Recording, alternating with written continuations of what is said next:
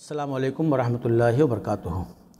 الحمدللہ رب العالمین والعاقبۃ للمتقین والصلاۃ والسلام علی اشرف الانبیاء والمرسلین۔ یا ایھا الذین آمنوا اتقوا اللہ حق تقاتہ ولا تموتن الا وانتم مسلمون۔ یا ایھا الناس اتقوا ربکم الذی خلقکم من نفس واحدہ وخلق منها زوجها وبث منهما رجالا كثيرا ونساء واتقوا الله الذي تساءلون به والارحام ان اللہ کان علیکم رقیبا۔ یا ایھا الذین آمنوا اتقوا اللہ وقولوا قولا سدیدا یصلح لکم اعمالکم ویغفر لکم ذنوبکم ومن یطع اللہ ورسولہ فقد فاز فوزا عظیما۔ ناظرین گرامی قدر، والدین کے تعلق سے احادیث میں اللہ کے نبی صلی اللہ علیہ وسلم نے کیا نصیحتیں ارشاد فرمائی ہیں، کیا ان کے حقوق بیان فرمائے ہیں، ان کی طرف بھی ہماری توجہ مبذول ہونی چاہیے۔ میں چند احادیث کی روشنی میں والدین کے تعلق سے اولاد کی ذمہ داریوں کو بتانے کی کوشش کروں گا۔ اللہ کے نبی صلی اللہ علیہ وسلم نے ایک موقع پر ارشاد فرمایا، رغم انفہ ثم رغم انفہ ثم رغم انفہ۔ قیل من یا رسول اللہ؟ آپ نے فرمایا کہ اس شخص کی ناک خاک آلود ہو، اس شخص کی ناک خاک آلود ہو، اس شخص کی ناک خاک آلود ہو۔ 3 بار اللہ کے نبی نے ارشاد فرمایا۔ پوچھا گیا، اللہ کے نبی کس کے بارے میں آپ کہہ رہے ہیں؟ اللہ کے نبی نے فرمایا کہ من ادرک والدیہ عند الکبر، جس نے بڑھاپے میں اپنے والدین کو پایا یا ان میں سے ایک کو پایا یا دونوں کو پایا، ثم لم يدخل الجنہ، والدین کو پا کر کے بڑھاپے میں اور جنت میں جانے کا وہ سامان نہیں کر سکا، تو تف ہے ایسے شخص کے اوپر۔ ایسے شخص کی ناک خاک آلود ہو، ناکام ہو جائے وہ۔ آپ تصور کیجئے، یہ الفاظ نبی کے ہیں، یہ تعبیر نبی کی ہے۔ ایسے شخص پر کیسے نبی اظہار ناگواری کر رہے ہیں اور ایسے شخص کے اوپر کیسے نامناسب کلمات کہہ رہے ہیں کہ ناکام ہو وہ، اس کی ناک خاک آلود ہو، جو بڑھاپے میں اپنے والدین کو پایا یا ایک کو پایا اور ان کی خدمت کے ذریعے وہ جنت کا سامان نہیں کر سکا۔ یعنی والدین کو بڑھاپے میں اگر آپ نے پایا تو آپ نے موقع پا لیا جنت کو حاصل کرنے کا، جنت کو پانے کا، ایک شارٹ کٹ آپ کو مل گیا۔ آپ دیگر ذمہ داریاں جو آپ کی دینی ہیں ان کو نبھائیے اور اپنے والدین کا خیال رکھیے، ان کے حقوق کو ادا کیجئے، ان کو سنبھالیے، جہاں جہاں ان کی آپ کی ضرورت ہے ان کو وہاں آپ حاضر رہیے، صبح و شام ان کے ساتھ اٹھیے بیٹھیے، ان کو کسی کمی کا احساس مت ہونے دیجئے۔ بڑھاپا ہے، وہ اکیلے پڑ گئے ہیں، بیماریاں ان کے ساتھ ہیں، مسائل ہیں، ایسے میں اگر آپ نے بے توجہی برتی، ایسے میں اگر آپ نے لا تعلقی ان سے برتی تو وہ تو بیچارے اور ویران ہو جائیں گے، وہ تو اور مایوس ہو جائیں گے، یہ زندگی اور ان کو اپنے پر بھاری لگنے لگے گی۔ لیکن بیٹا بیٹی اگر اپنے ماں باپ کے حقوق کو ادا کر رہی ہے، ان کو خوش کرنے کے لیے جتن کر رہی ہے، تو ایسے میں ان کی ڈھارس بنتی ہے۔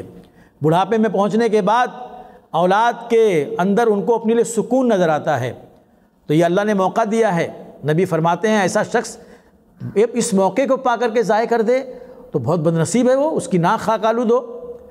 اسی طرح سے اللہ کے نبی صلی اللہ علیہ وسلم نے ایک موقع پر ارشاد فرمایا، صحیح ابن حبان کے اندر یہ روایت موجود ہے کہ رضا اللہ فی رضا الوالد، اللہ کی خوشنودی والد کی خوشنودی میں ہے اور اللہ کی ناراضگی والد کی ناراضگی میں ہے۔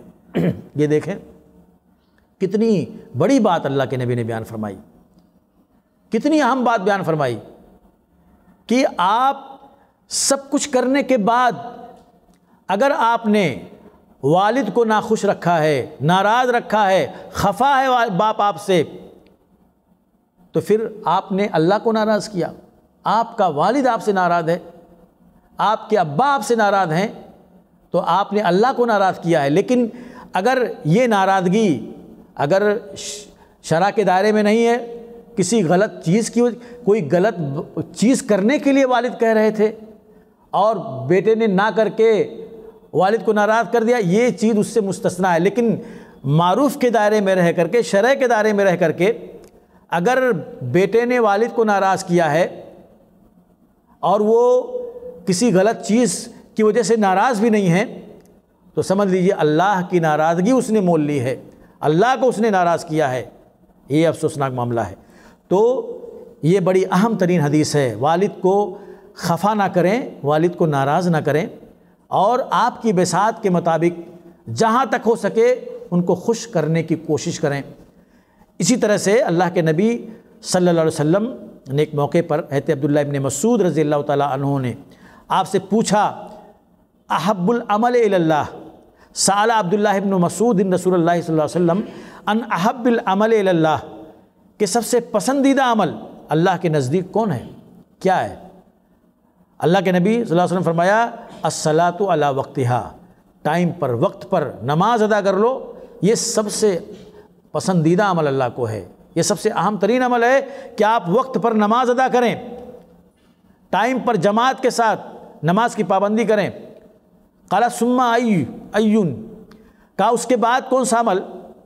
قال بر الوالدین، والدین کے ساتھ نیکی، بھلائی، حسن سلوک، یہ سب سے بہترین عمل ہے، سب سے اچھا عمل ہے۔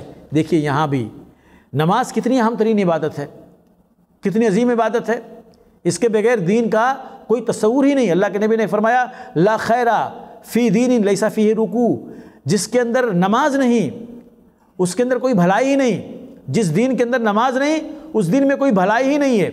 اتنی اہم ترین عبادت کی ترغیب دینے کے بعد اللہ کے نبی صلی اللہ علیہ وسلم فرما رہے ہیں کہ والدین کے ساتھ حسن سلوک، والدین کے ساتھ نیکی، احسان، یہ سب سے اہم ترین عمل ہے، سب سے اچھا عمل ہے۔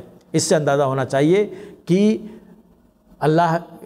اس سے اندازہ ہونا چاہیے کہ والدین کا کیا مقام ہے، کیا مرتبہ ہے، اور ان کے ساتھ حسن سلوک کی کتنی زیادہ اہمیت ہے۔ پوچھا گیا اللہ کے نبی پھر کون سا عمل افضل ہے؟ اللہ کے نبی نے فرمایا، الجہاد فی سبیل اللہ، اللہ کے راستے میں جہاد کرنا، یہ اس کے بعد اچھا عمل ہے۔ دیکھو جہاد کو والدین کے ساتھ حسن سلوک کے بعد اللہ کے نبی صلی اللہ علیہ وسلم نے ذکر کیا۔ اس سے بھی آپ اندازہ، سیاق و سباق بھی کس طرح سے والدین کی اہمیت کو، ان کے مقام اور مرتبے کو، اور ان کے ساتھ حسن سلوک کی اہمیت کو بیان کر رہے ہیں۔ یہ بخاری کی روایت ہے، صحیح مسلم کی روایت ہے، جاء رجل الی النبی صلی اللہ علیہ وسلم یستأذنہ فی الجہاد، ایک شخص اللہ کے نبی صلی اللہ علیہ وسلم کے پاس آیا اور اس نے جہاد کی اجازت مانگی۔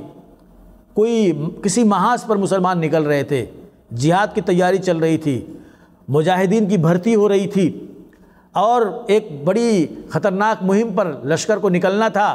ایسے میں ایک صحابی رسول آئے اور انہوں نے جہاد کی اجازت چاہیے اللہ کے نبی صلی اللہ علیہ وسلم سے، اللہ کے نبی میں جہاد پر جانا چاہتا ہوں، مجھے اجازت دیں۔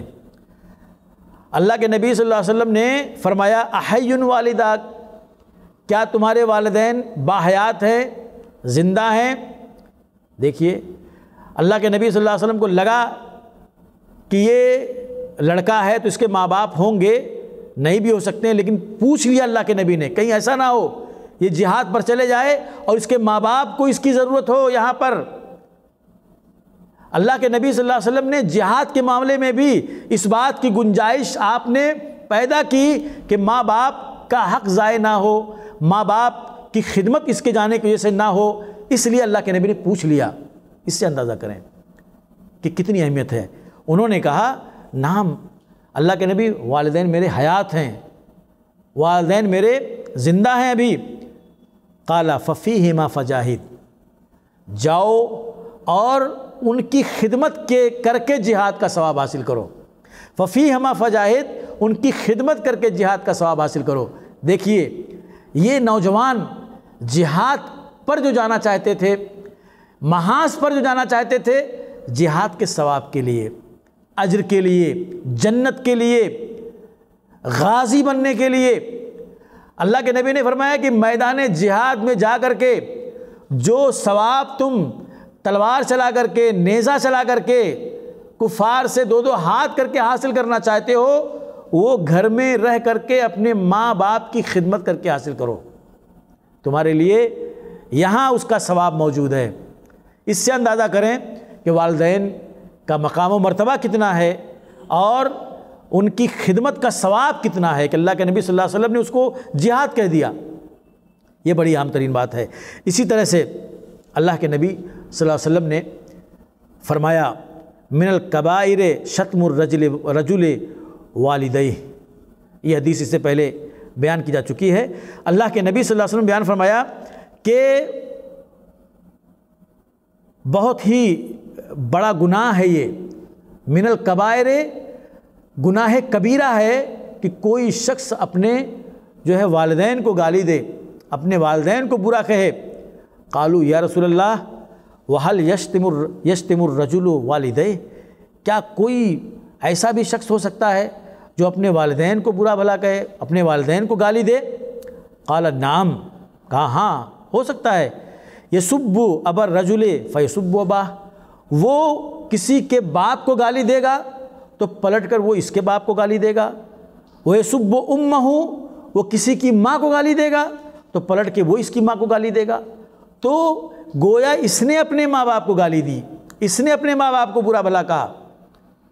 تو اس طرح سے اللہ کے نبی صلی اللہ علیہ وسلم نے اس کو گناہ کبیرہ میں شمار کیا ہے کہ آدمی کسی کو گالی دے جس کے نتیجے میں اس کے ماں باپ کو گالیاں دی جائیں، اس کو ڈائریکٹ اللہ کے نبی نے کہا کہ گویا اس نے اپنے ماں باپ کو گالی دی، اور اس کو گناہ کبیرہ کہا اللہ کے نبی نے۔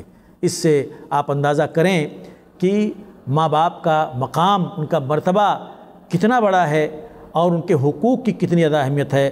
اللہ سے دعا ہے کہ اللہ تعالیٰ ہمیں والدین کے ساتھ حسن سلوک کی توفیق عطا فرمائے، ان کے حقوق کو ادا کرنے کی توفیق عطا فرمائے۔ آمین۔ وآخر دعوانا الحمدللہ رب العالمین۔